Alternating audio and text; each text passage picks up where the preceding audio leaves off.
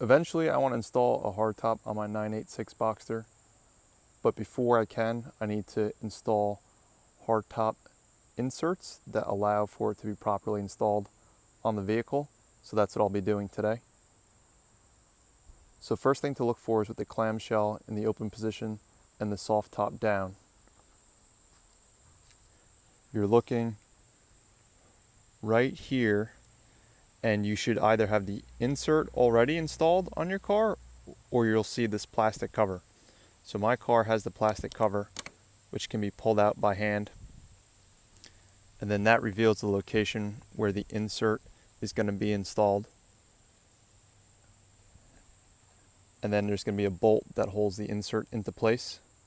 So if your car doesn't already have those installed, unfortunately the dealer wants around $150 for those 4 parts. So that's what I had to end up doing. The driver's side, or the left side of the vehicle, is marked with an L, and the right hand side, or the passenger side, is marked with an R.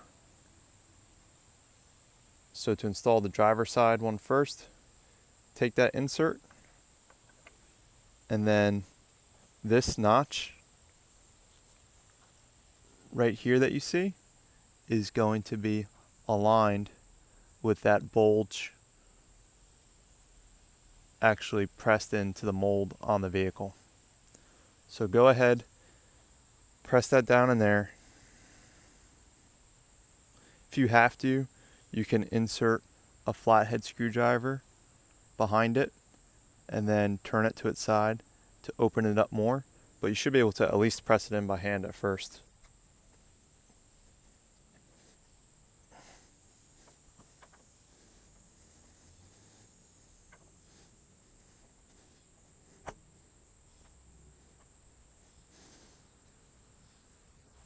So you'll see there, it's not completely seated.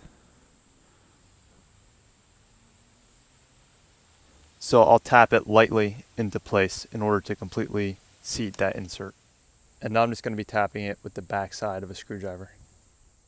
And you'll see now the rear of that insert is completely flush with the actual aluminum mold that it goes into. So next, I'll be doing the passenger side of the vehicle.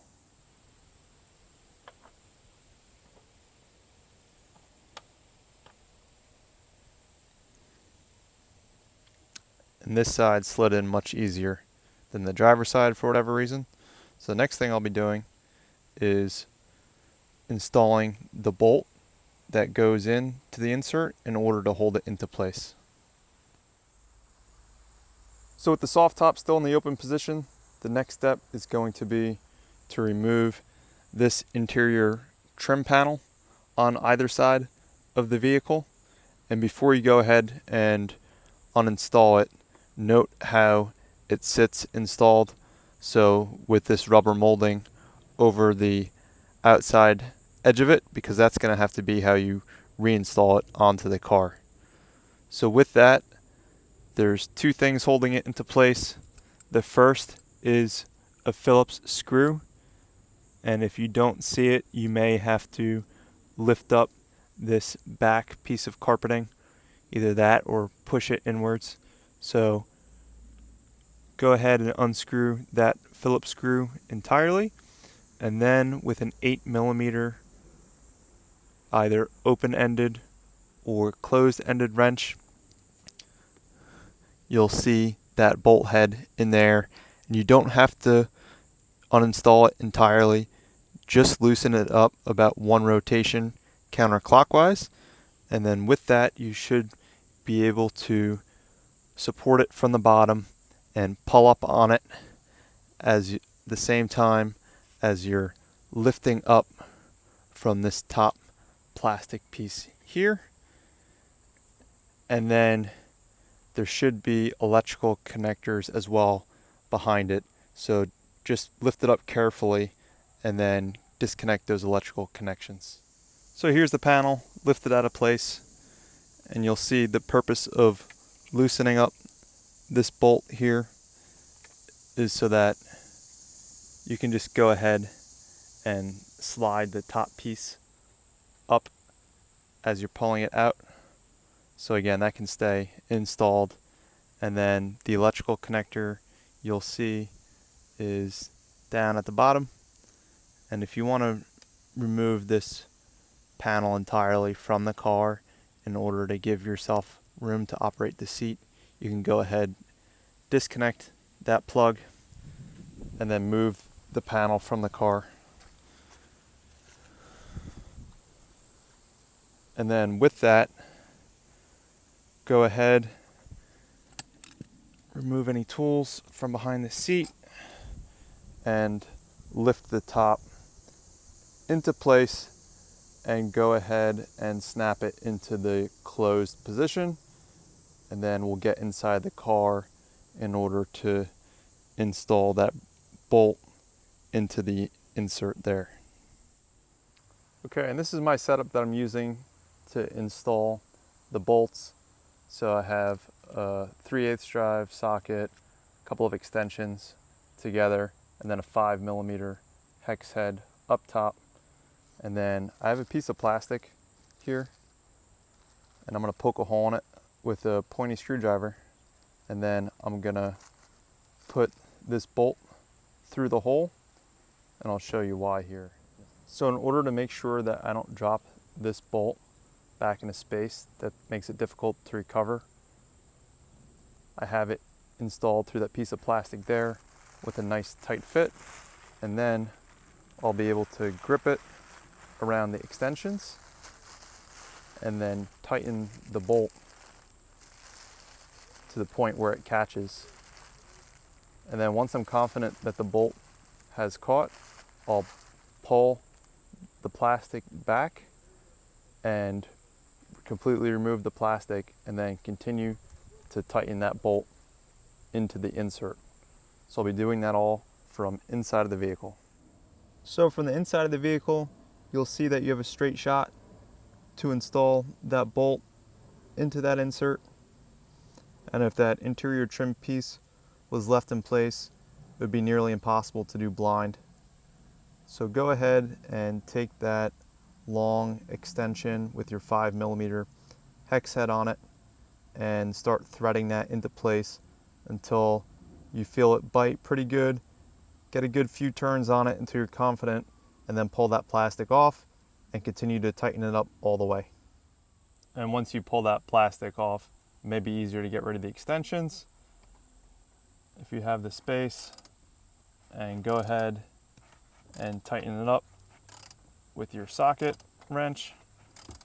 And final torque spec on that is going to be 17 foot-pounds, and you do want to make sure that you get a torque wrench on there, because you don't want that bolt to be sticking out at all. You want it to be completely flush, because if it's not, you could damage this aluminum bracket that allows for your soft top to properly operate, and that's going to leave you with a more expensive repair bill and something else to fix on the vehicle. So go ahead, get it hand tight, and then get a torque wrench on it. Again, that's 17 foot-pounds.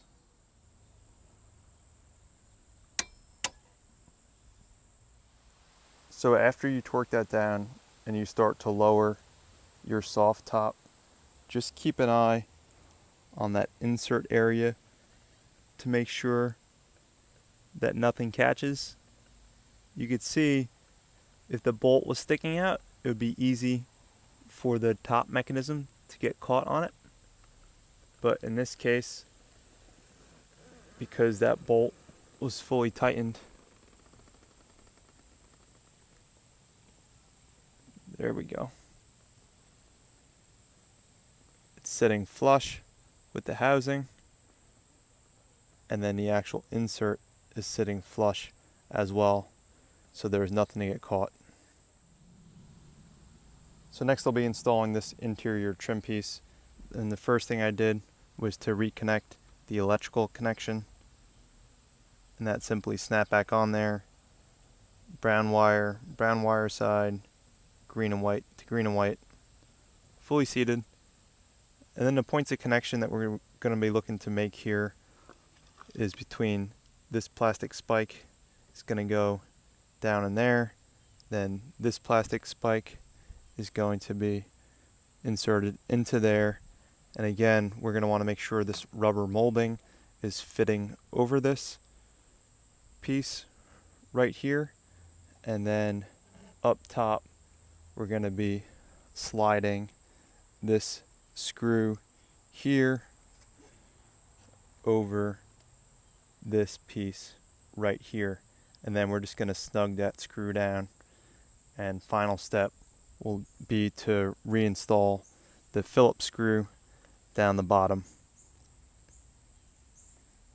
Alright, so that's what that interior trim piece looks like, fully reinstalled.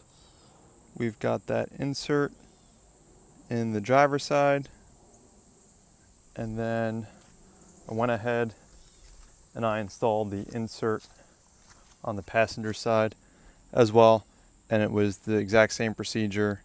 Really no differences to talk about besides there's no electrical connector when you go ahead and remove this interior trim panel. So everything's torqued down and it's ready for a hardtop.